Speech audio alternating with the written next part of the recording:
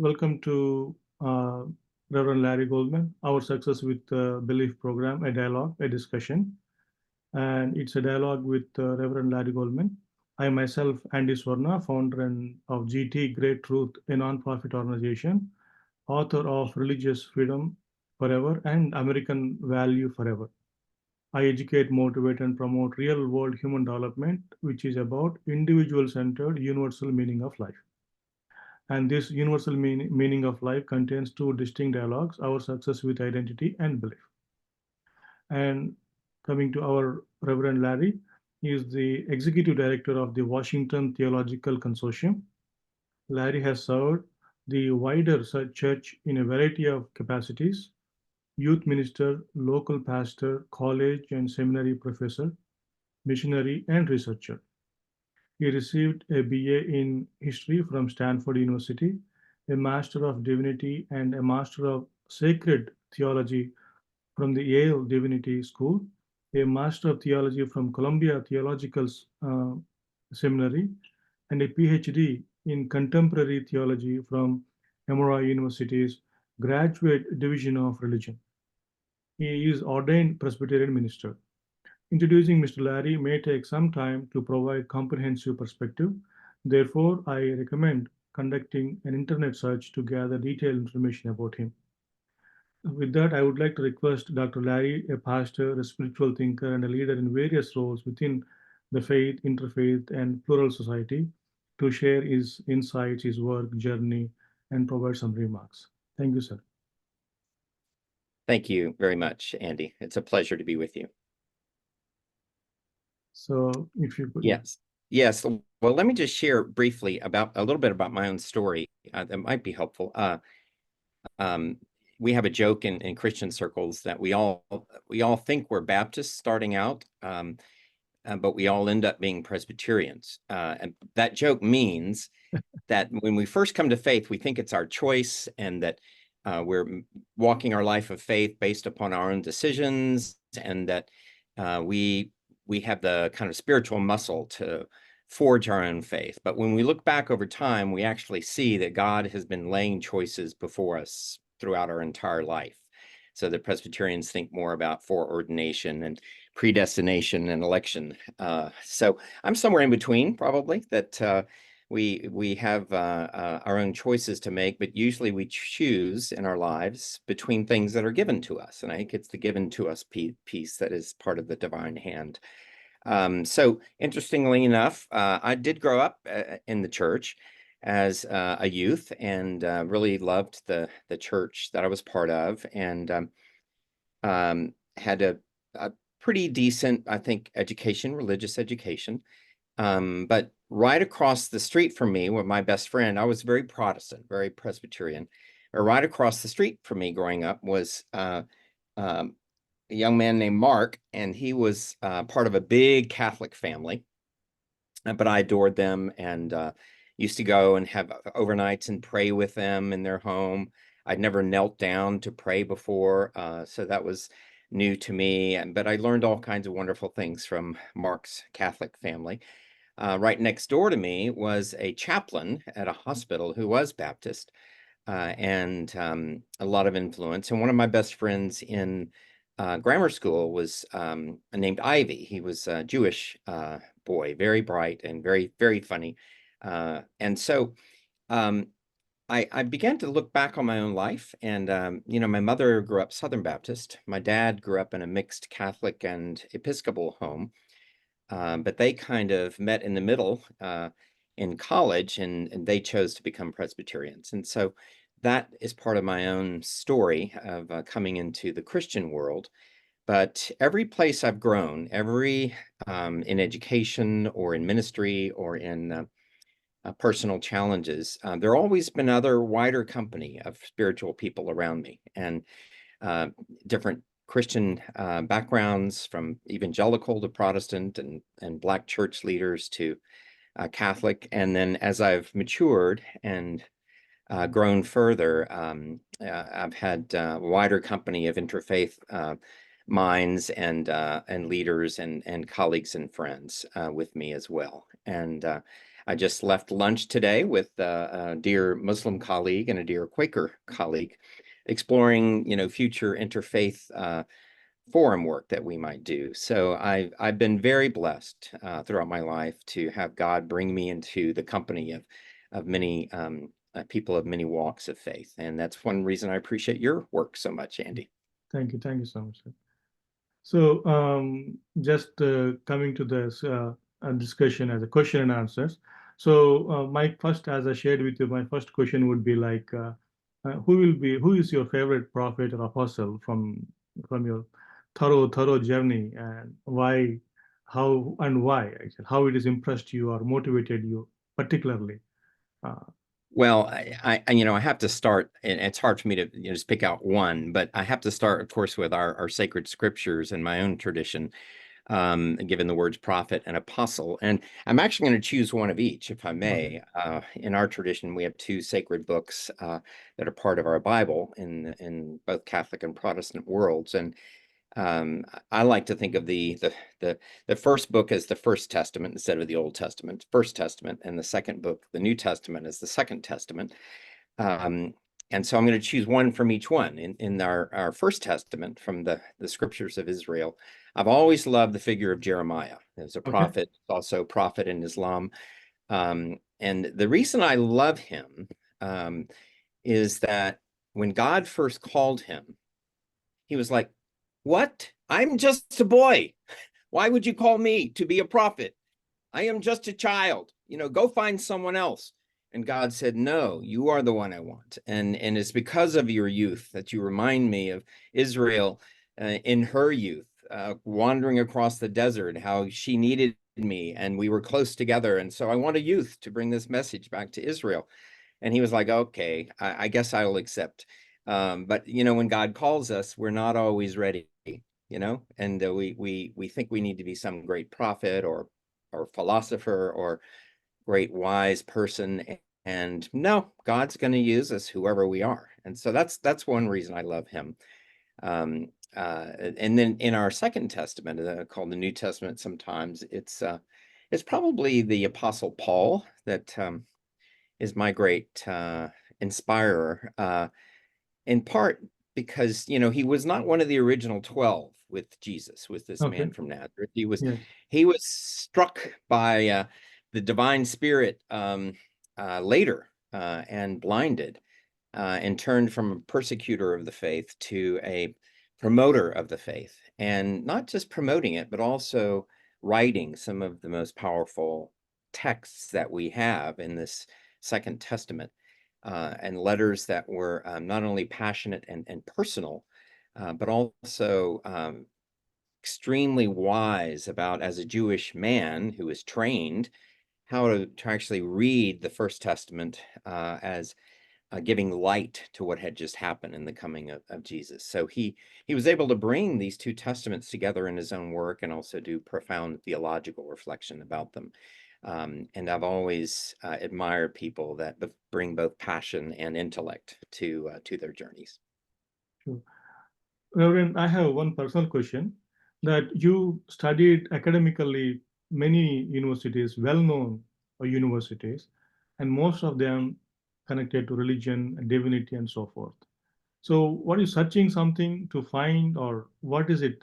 Because it's a very long list of academic, to be frank. Yes.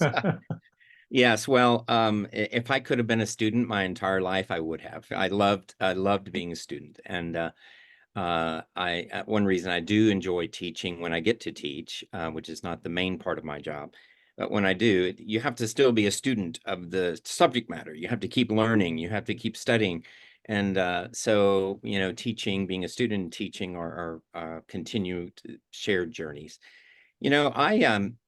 I went to school. I was supposed to be a lawyer, by the way. You know, Okay, that's a yeah, yeah. that's My a new dad discovery. said, go to the best college you can get into, and go be a lawyer, and then you can be a politician or a public leader.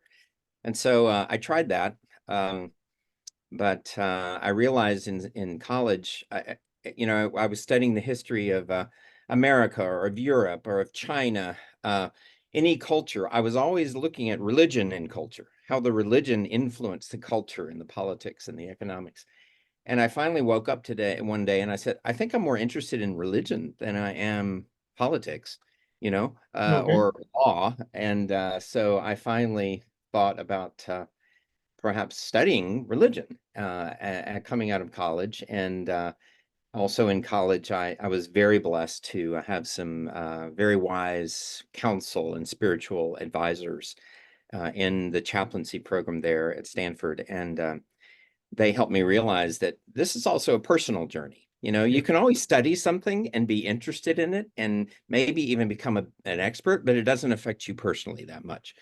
But I thought, no, this religion is a personal matter as well. So that got me on the theological path. And then at each of the degrees that I pursued, I think I was in a stage of my life where further study would advance something professionally, Mhm. but also the golden thread through all these degrees is that I wanted to turn my passion for faith, my passion for God, and for God's direction and will for our lives. I wanted to turn that into a path of further work and further both intellectual and spiritual refinement, so that I could perhaps share some of that. So a famous philosopher, Soren Kierkegaard, said that faith is in itself is a passion, and that's been my story. That it's that wanting to pursue that passion through my study has been the common thread. Okay. So, question of the topic, the title. In the society, we have dialogues, discussions, educations, formation about trust, belief, faith of God. But we don't discuss, we don't educate, we don't do a formation, anything or any subject in terms of success with God. Hmm. So, Hmm. trust being, we live with many different ideas, perspectives, where trust, you have to trust God, just keep journey on it. Use your faith, navigate through intelligence on many scriptures, keep just hang on there. Believe, you don't even need evidence, just I believe God, it will happen. If He said that, it will happen someday. So keeping all that richness as a perspective, one perspective which exists in religions, but in the business, we know what is success with business. We know what is success with politician or academic success, and so forth, so forth. Having this, all these, you know, traditions, contributions, ethics, sacrifices, we don't discuss what is success with our belief and why that. Hmm. Hmm. Yes. Well, it may be the word choice. Because you're right, success is something we think about in terms of our careers or in terms of a business enterprise or in terms of a successful marriage, or my children are becoming a success because they're making a life for themselves. And excuse me one second. Yes. So when I think of the wider communities that I've learned from over the years, the word that I think is closest to the success word that I do hear fairly often is actually excellence. Okay. What is what are the marks of excellence in religious life? What are the marks of um, reaching a point of um, showing forth a full and vibrant spiritual and religious life? And so there are places where this is actually taught. Okay. Um, it's kind of like Socrates' old question to his students. The question was, can virtue be taught? Because virtue, in a sense, is a mark of moral excellence. You've reached the stage of being able to fulfill a true sense of courage, or of a passion for truth, or a charitable heart, a loving heart. Those are kind of marks of excellence and virtue. And so this question you ask is actually one of the primary questions now being asked in theological education among Christians. And I've heard some conversations among Jews and Muslims. I tend to work primarily in those communities when it comes to theological schooling, because the conversation around the virtues is key to answering this question, which comes up, and that is, we are responsible for forming people as religious leaders.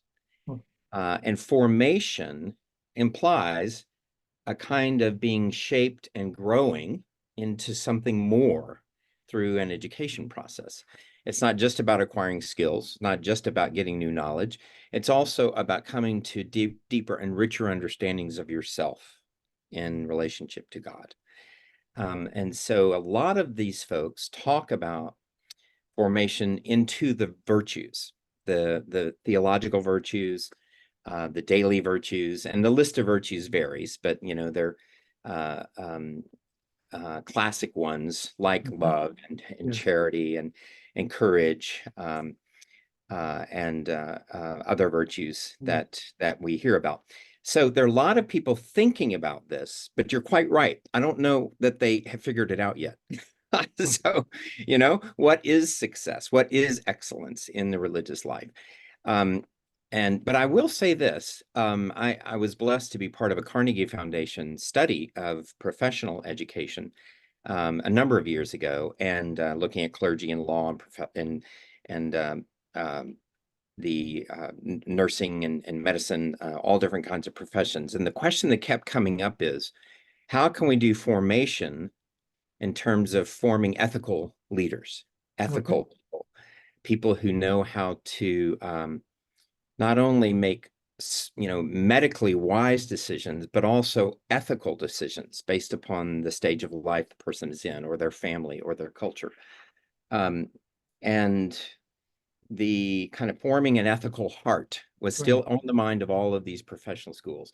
But what I learned while I was there is there are a lot of colleges now talking about how do we form character in education, and especially in liberal arts education, studying literature and philosophy and social sciences. How do we get young people and people in college come back to college to reflect upon what kind of person they want to be and what values they have? And that's like the virtue question, and so if I want to be a person of deep compassion, how can my college help me learn that? And sometimes it's by going and serving with the poor, serving with people in need, that I grow a heart for compassion. But that is all to say, Andy, there are a lot of people better at this than I am, because in my own spiritual life, success with God, excellence with God, is really more about letting go of my own agendas for my life, and letting go. I can have aspirations, I can have ambitions, I can have dreams, but not trying to control those into being, making them happen on my own, but listening and trusting, listening to all the choices that are brought to me in my life, and trusting that in there somewhere, and it might even be five choices and three of them are God's plan, not just one.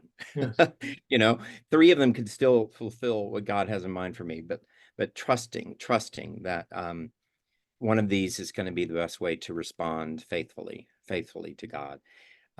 So in my tradition, God is always taking the initiative. God is always leading the way, and it's a matter of listening and trusting well. Yes. So thank you so much for that. Can you share some tough arguments that you have endured and made progress in your multi-plural society interactions or interfaith interactions? What is the most interesting thing that comes into your mind that you have endured? You felt like some memory that you carry, something as an important argument or discussion that you have made that can be, that compelled you uh, to the next level of thinking, or that you feel happy to share about it. This is what we discussed. and it was very fruitful from that enduring point. From that point, we have endured very well, something like similar to those lines. Yes, yes.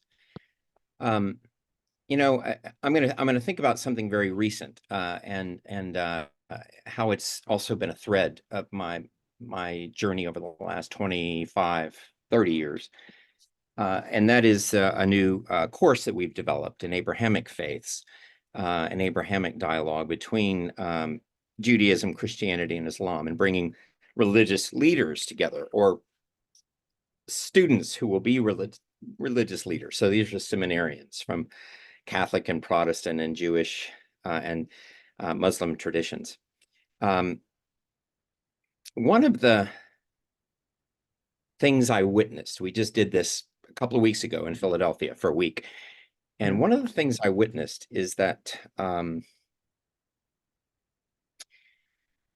interfaith circles and also in intra-religious circles, and with my own Christian brothers and sisters, I've seen this as well, that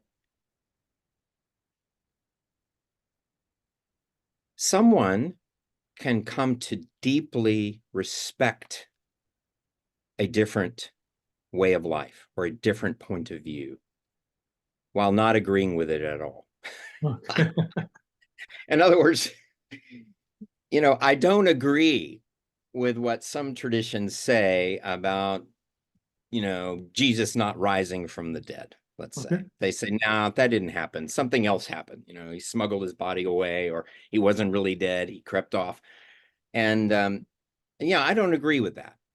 But when I listen to them, I kind of understand why they believe it.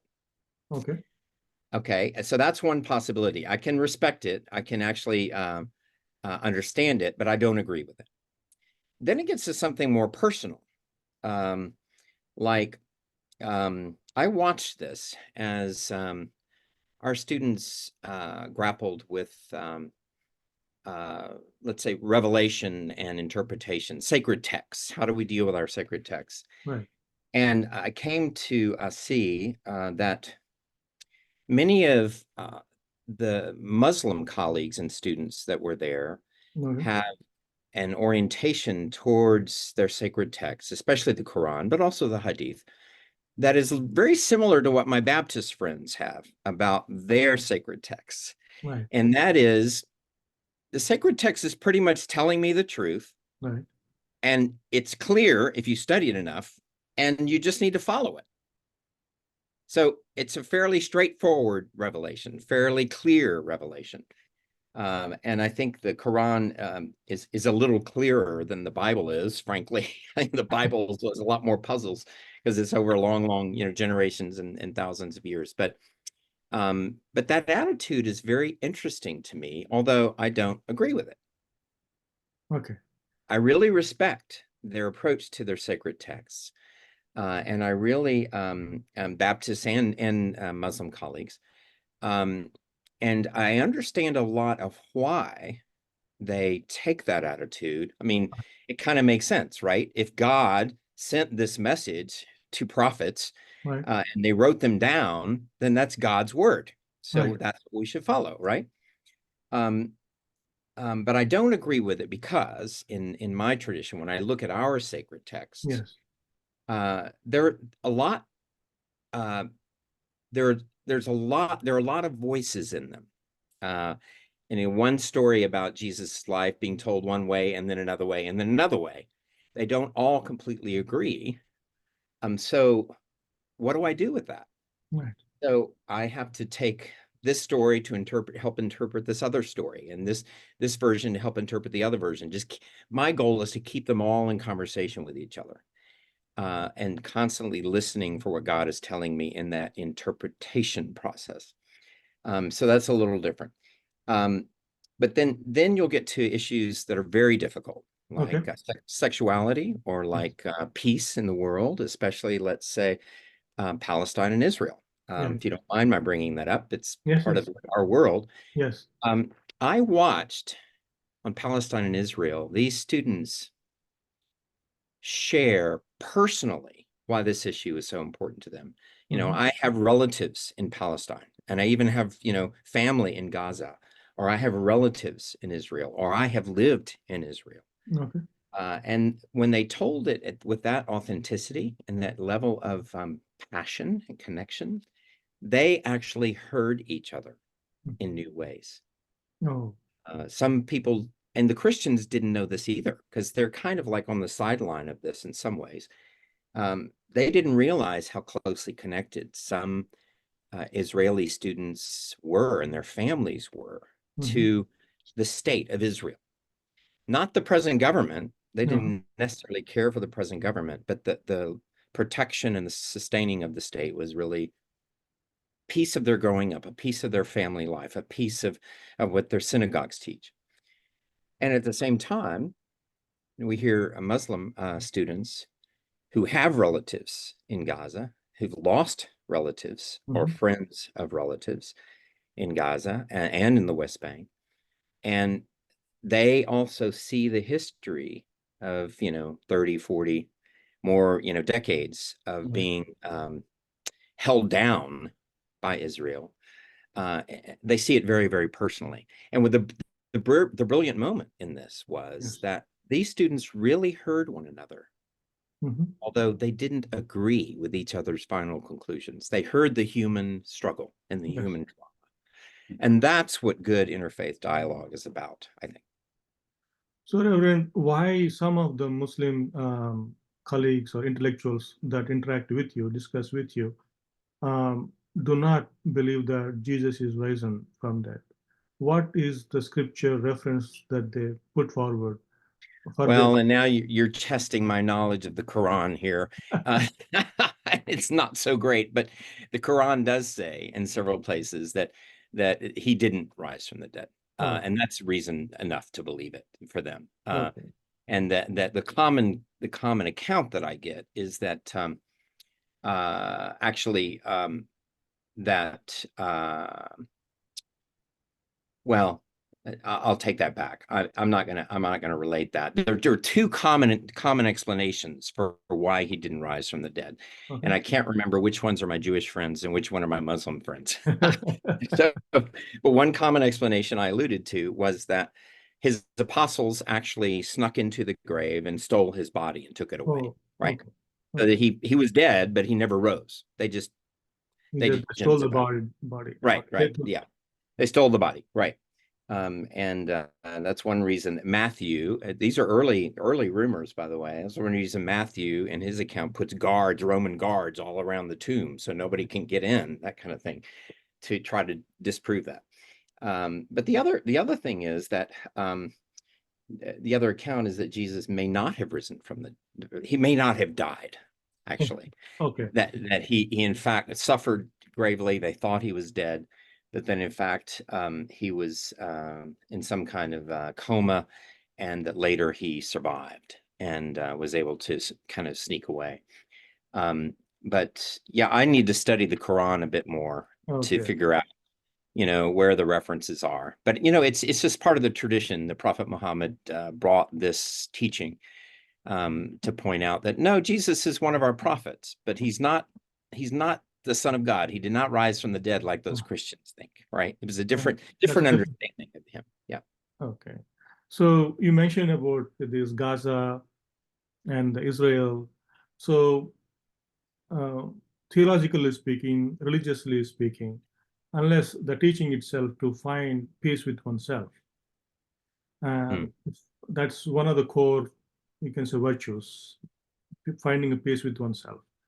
And how to, unless you win all the battles within yourself that comes around, we can't really winning the battle, or something like staying on the sky like a sun or a moon like a celestial body and watching everything uninterrupted, Hmm. and you're immune to everything else, but still you can pursue the pace, something like in that perspective. So Hmm. there is no such condition as we living ourselves, like Jesus risen from dead, and he appeared to Paul, and so we know the story from there. So it's like a celestial intervention, not humanly intervention, celestial Hmm. intervention.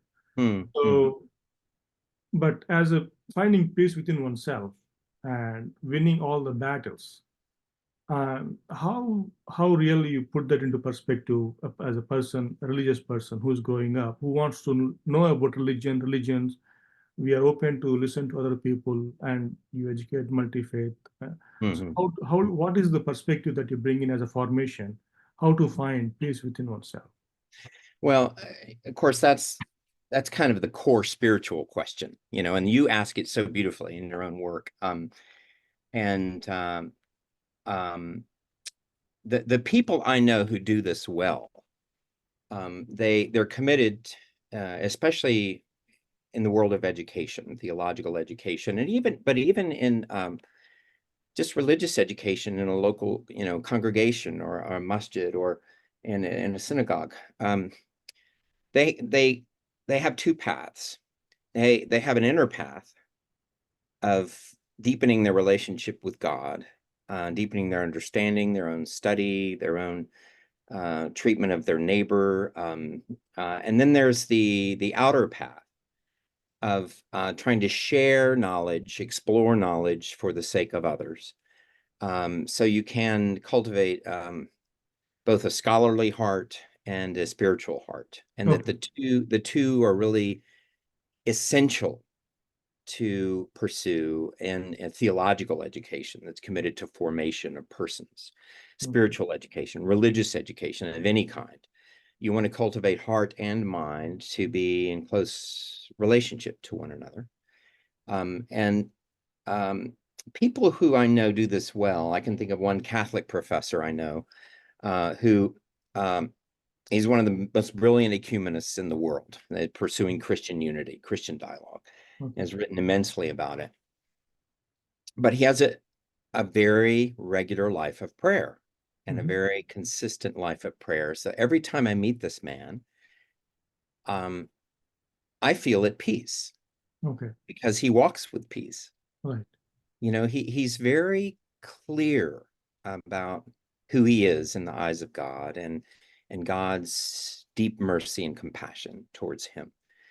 And many of the religious houses of formation that are surround me in my office here, Dominicans and Benedictines and Franciscans and Paulists and many others. They're really set on helping their young people and their older members develop a deep spiritual life of prayer that sets them clearly within the sphere of God's blessing, that God blesses them and loves them. And that's their source of peace. Yes. That's their source of peace, is that the universe and the maker of the universe are deeply care about them and want the best for them. And that means that they can handle conflict better. Yes. They can handle disagreement better because they're not as threatened, Right. by external disagreements. And that they can also help other people try to find a peace that they may not find in the midst of war or in the Okay. midst of heavy conflict. And I was just talking with a Muslim colleague today whom I deeply respect and love a great deal, who was telling me that his commitments to Islam and to the community that he is a part of, their commitment is, as conflict is happening, Yes. um, try not to get embroiled in it Right. too much. You might lose your sense of the peace of God and the heart of the peace of Islam.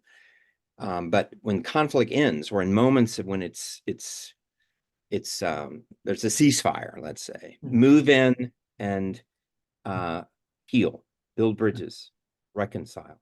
And you have to have the peace of your faith, the peace of God with you to do that well. So these are the kind of people that do it really well. I do it by telling jokes. I, Share I'm one not joke. I'm not the I tell theological jokes and other jokes to get people to relax. I'm not the most I'm deeply committed to my faith. I'm Yes. deeply religious, but I'm not that spiritual. You know, I really admire people who do. I mean, I have a prayer life and I'm very committed to it, but I I don't do the kind of excelling in virtue and the kind of excelling in wisdom that intentionally, I mean, I don't intentionally practice it as a way of life. In part because part of my message in my Protestant faith is that yes, we struggle. Yes, we sin. Yes, we even have ancestral trauma and have paid for the sins of our forebears. But that's to be expected Okay. of human beings, Right. and that the power of God's compassion and grace is to meet us there and lift us up. So it's really God's grace that lifts us up. And again, it's the attending to it, it's the listening, and it's, I mean, in my faith, knowing that that my destiny is safe in the hands of God, I'll put it that way, frees me then to be myself and to laugh and to, you know, have compassion for those who sin, but not to judge them horribly. And to let people know that, yeah, you're a sinner, okay? But you know what? God's a better lover. God has more deep in compassion than that. Not going to let that stop God. And so that's my path is a little different than the holy men and women that I know. Um, Curiosity among youngsters.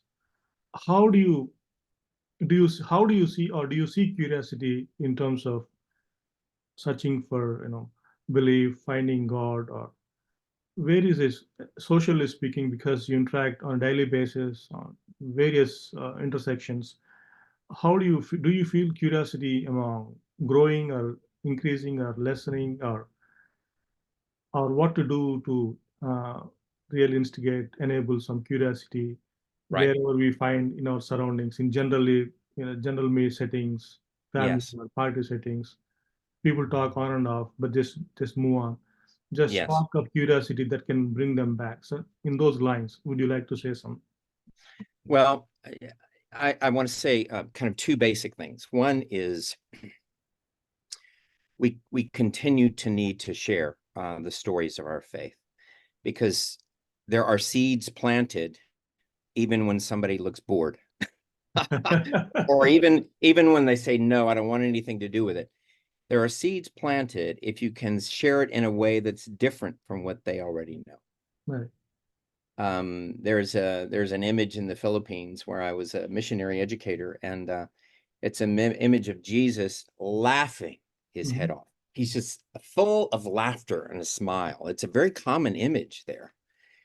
And when I share this image with young people here, they say, I never thought about Jesus laughing before. Laughing or They said, dancing. of course he laughs. He even told jokes. You Yes. know, they're kind of weird jokes for his, but they're in his day. They were very funny. Yes. So it's like you want to startle them a little bit with Yes. the old news in a new form, Yes. and you plant the seeds.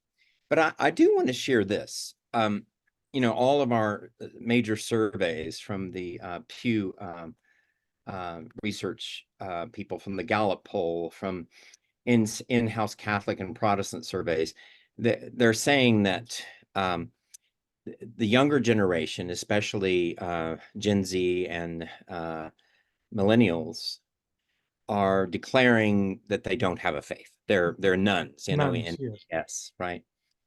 And at the same time, some of these polls indicate that they have a deep curiosity about spiritual things.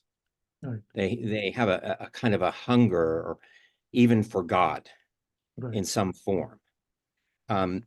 And I witnessed this. I was just with slightly older. I mean, I started out in youth ministry when I was a minister many years ago, and the young people there we cultivated curiosity Okay. among them.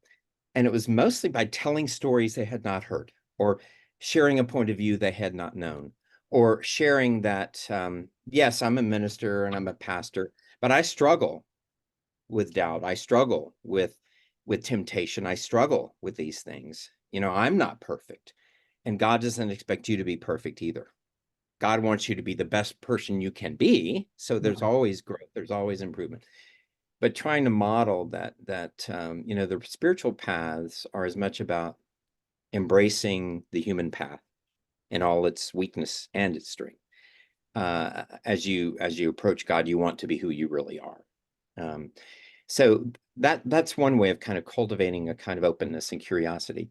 But I just left young adults out in Oregon last week. I just came back last night. Right. And my daughter's been serving out there in wilderness therapy with some families, and now has some new work with children. So this is the mid-20s, older 20s crowd, okay? They are all interested in spiritual things. Now, granted, they don't go to church. They don't go to synagogue. Well, some of them do. No, some of the cast of the Fiddler on the Roof play that my daughter is in, they do have a synagogue they go to. And they may not go to temple, even though they claim to be Buddhist. But my daughter she goes to church, and one of her friends, they go to church when they can. But that's only one expression, even of her own spiritual path. The curiosity is really deep. And how I know this is I watch them paint things and have paintings on their walls, right? Because she lives in a house of artists. And, every other painting has a spiritual implication or meaning or longing. Even if they're paintings about suffering, there's a longing in them. Longing in there. I listen to the music they listen to, and some of the music is, some of it is just about falling in love and falling out of love and having trouble with, who you're in love with next. But a lot of it is about a better world than we have, and creating a better world. It's a deep longing to find hope for this world. Because if we're ever risking a hopeless generation, we're right in the middle of it now, because of what we have done my generation has done to the planet with what our way of doing the economic system we has done to the inner city and to the ghettos that we've created. Pockets of no supermarkets, pockets of no jobs, et cetera, et cetera. We have done this, and they see it. They see it all around them. And the curiosity, I think, is there to the extent that, and this is what's so sadly funny. One of my daughter's old friends is like 23 years old, and he's been practicing Buddhism, for a long time. I don't think he has a sangha or community he does it with. He just does it. Some of these guys will fly off to Thailand for a retreat, and then come back, and they think they're enlightened. Well, this 23-year-old, he gets on his phone every day. Okay. And he gives these supposedly deep, wise words by which people can live their lives. I mean, he's 23 and he's already a guru. So, and what's sad about it, of course, is that he doesn't quote anybody. He doesn't have a teacher. He doesn't quote books. This is all within him. And so it becomes his own kind of spiritual trip that he thinks is going to help a lot of other people. Well, maybe it does. Maybe it creates a curiosity, right? But when you listen to a few of these, it's like, wait a minute, this guy has a lot of growing up to do, both in his life and in his maturity. So what I am suggesting is this. Our culture is trying to fill this curiosity, this spiritual curiosity gap, but it's not doing it very well. Okay. Because the messages are kind of thin. They're not very deep, not very grounded. And that's what the world religions have to offer. So does that mean search for truth or quest for truth, we have to create a common context where to search for. Where is the beginning? The formation at the church, or in generally the formation of the church. That's where the whole point is. By relation, we are part of that that church, and we think so. Quest for truth, the search for. So far, this is the uh, uh, very genuinely used term in everywhere and every aspect. So there is no common search, as you said, like how to fill this curiosity. What is the context we can put for this quest for truth? Well, I think religions are still generally very good at creating local contexts for Right, searching for truth. Our global churches, like the Catholic Church, like the Anglican Communion, they try to give a global picture, but where it really matters is in the local parish, the local congregation, the local community. right, And granted, these aren't isolated places. They're connected with other local communities, and they're actually serving with other organizations through compassion and justice and care. So they're networked, yeah, but religions are better local in terms of local formation as a building a community that is seeking truth. So I'm optimistic about building local communities seeking truth. The challenge, though, as you're suggesting, Andy, is that they're doing it in very different ways. It's not a common endeavor yet, right? yes, And the Christian ecumenism movement has worked hard at building a common conversation, and they've done extremely well among scholars, okay, extremely well among bishops, extremely well among leaders, but not so well at the local local level yet, because the people don't know the larger common framework they've built to pursue truth as they know it. And I think Jewish communities are organized very differently. Muslim communities, even more so. There's no central authority in most Muslim communities. I mean, Shia maybe a little more, but the question I hear you asking is, how can we even step from our local communities, not leave them necessarily, but step from them to build a wider context for pursuing truth? That's kind of what you're asking, yeah. right? That's a novelty of it. Yes, and I think it's part of what your vision and your writing seems to be about. And the one common place that seems to have some traction is around climate and what's happening to our Earth. Yes, It affects everybody, yes, rich, poor, black, white, red, doesn't matter. Men, women, children. It affects certain people more, poorer people, people of color, and that's because where we have forced them to live in white dominant societies. And it affects the global South more yes, because of the kind of economic systems we have built to let them thrive less and yes, have to have less infrastructure, less safeguards, etc. So there is inequity in this issue, but it is an issue all of us share. And I think some of the best interfaith visioning and thinking and theologizing is around the state of creation, the state of our world, and what is the faithful, what is the divine, what is the right kind of response for us to have. The conversation has started, but the mechanisms have not been fully created to fulfill that. okay, fantastic. So, a few couple of more questions. One is common misunderstandings on religion.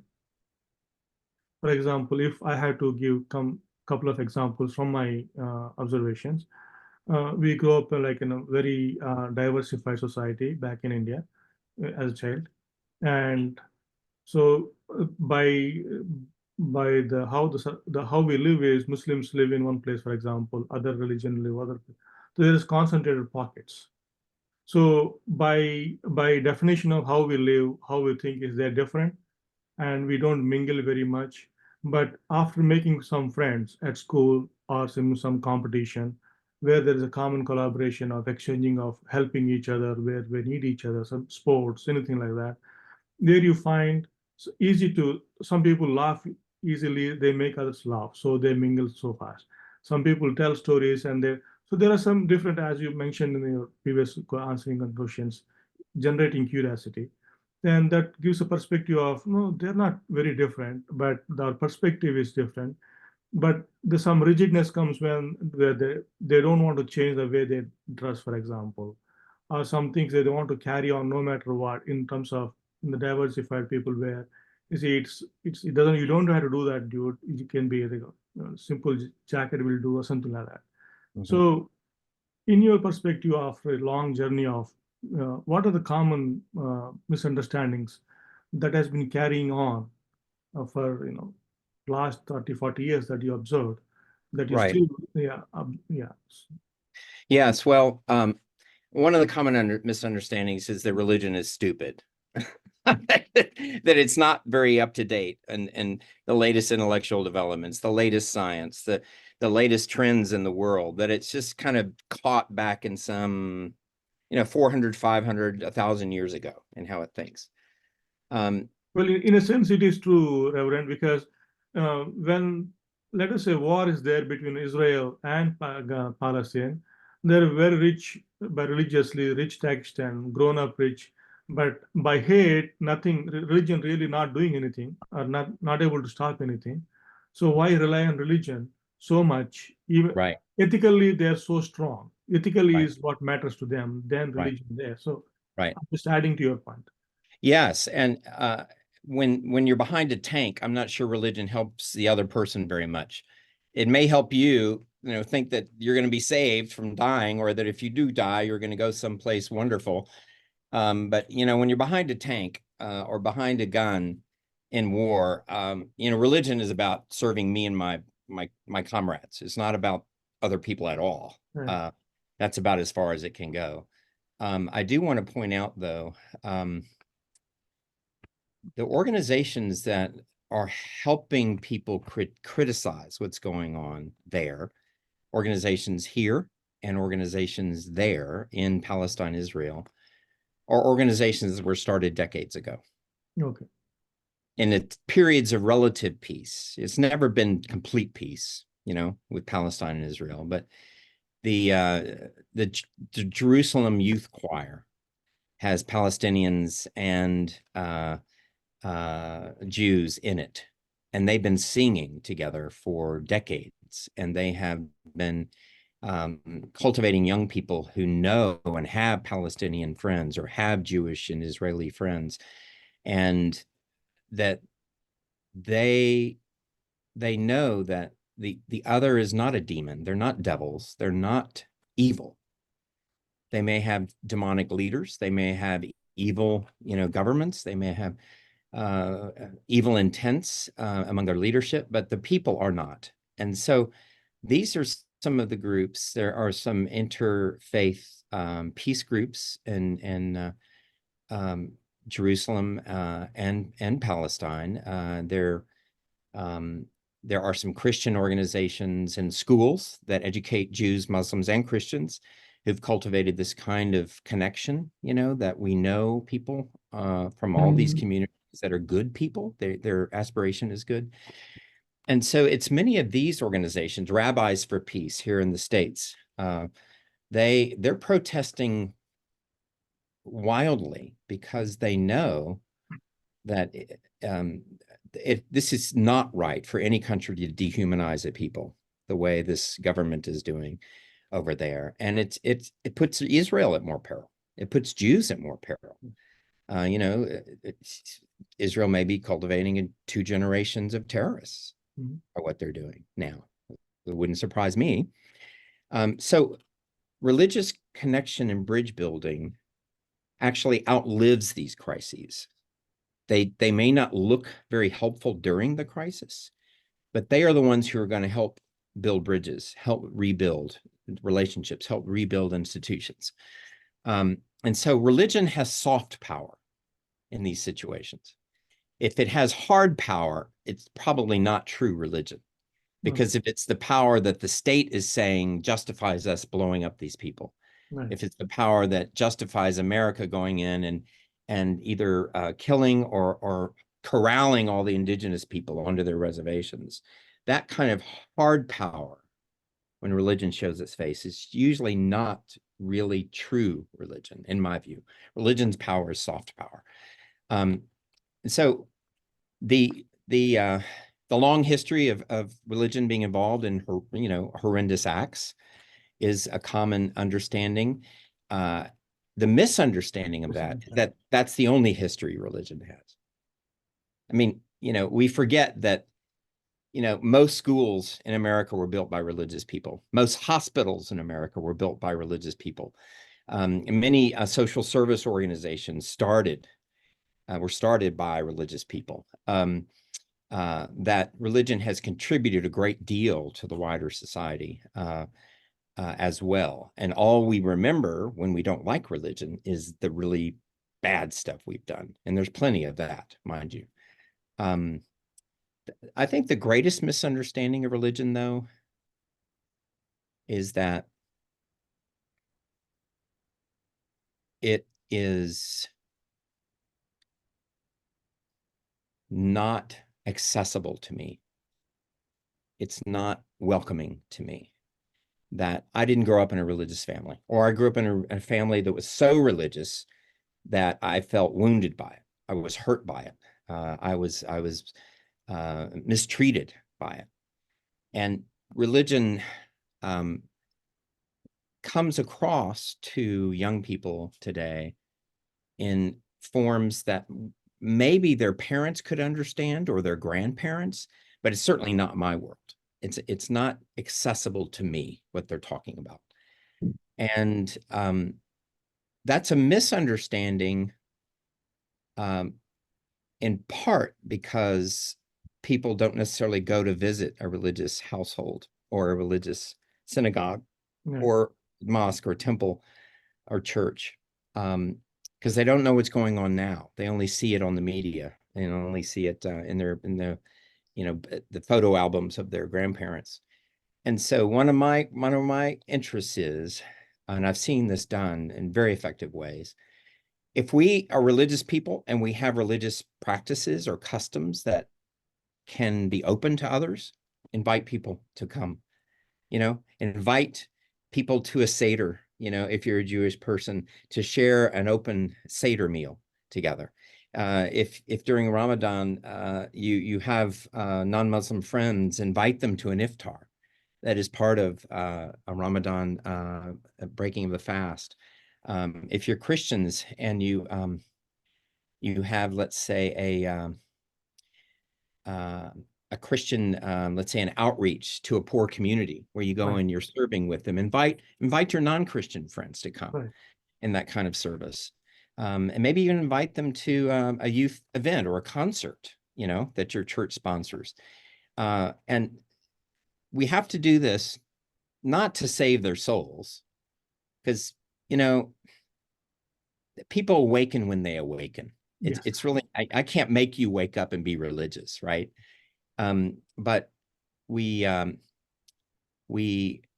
invite them in so that their harsh views of religion are softened, and then they can have an open heart and explore further what that really means. Oh, that's fantastic. So last question, fulfillment as a spiritual fulfillment. Yeah, spiritual fulfillment or religious fulfillment. How do I make sense of spiritual fulfillment?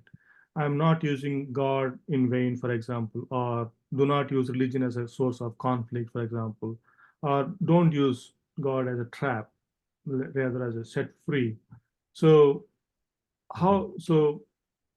this in the continuation of misunderstanding, can we add this part as a fulfillment that can be removing the misunderstanding, can be part of fulfilling the spiritual enrichment or religious growth, where do not be trapped from uses of different scriptures and diverting you to wrong direction, so forth. So, so in a way, what is it? How to summarize that? Don't use religion as a source of conflict. Yes, yes. Well, I think people can feel in their bodies when religion is going bad. Because, if people are using their faith or their religion, it doesn't matter if it's Christianity or Islam or Buddhism or it doesn't matter. If they are using their faith that makes you feel hate, something's wrong with that. Yes. You can feel it. Or if they're using religion to make you feel only shame or guilt, like that's who you are, Or doubtful of it. something's wrong with that. Faith, religious faith, spiritual life, it should be cultivating joy, compassion, concern for my neighbor. And in my tradition, we have we have a whole section. We're a tradition that runs, we look to the Bible, but we also look to these ways of reading the Bible, which have been written down in these confessions of faith, and they're over many centuries. And one of our confessions of faith that was actually grew out of a region near Heidelberg and the Palatinate of Germany. The whole last section of this confession is about how to live the life of thanksgiving. Because if a people really believe that God has anointed them with grace and blessing, and their destiny is firm and clear in the next life and in this life, you can orient your entire energy towards living now out of thanksgiving. You don't have to bargain with God anymore. You don't have to try to, increase the credit on your credit card to get into heaven. You don't have to focus all of that energy up there about what's going to happen to me in the next life. If that is secure, because of God's own doings and the power of what happened, let's say, in his son, Jesus, if that is secure, you can actually, your life should be filled with gratitude for that. Because that's something I couldn't have ever done on my own. I mean, and even scores of people couldn't do it on their own. You can't build a ladder to heaven. Let's put it that way. So I live out of thanksgiving. And part of that thanksgiving is a life of serving others, sharing joy, sharing compassion, sharing this news that they too may be a part of this. We can feel it in our gut when religion is bad, and religion can be very, very bad. But we can also feel it in our heart when it's good, and it can be very, very good. Well, that's very fantastic, Reverend. Thank you so much for your valuable time. Thank you. And I need your blessings and prayers to introduce this dialogue, Our Success with Belief. And I would like to share your answers on all these questions and have group discussions and so forth, so forth. Thank you Very so much. good. Well, thank you, Andy, for your good work.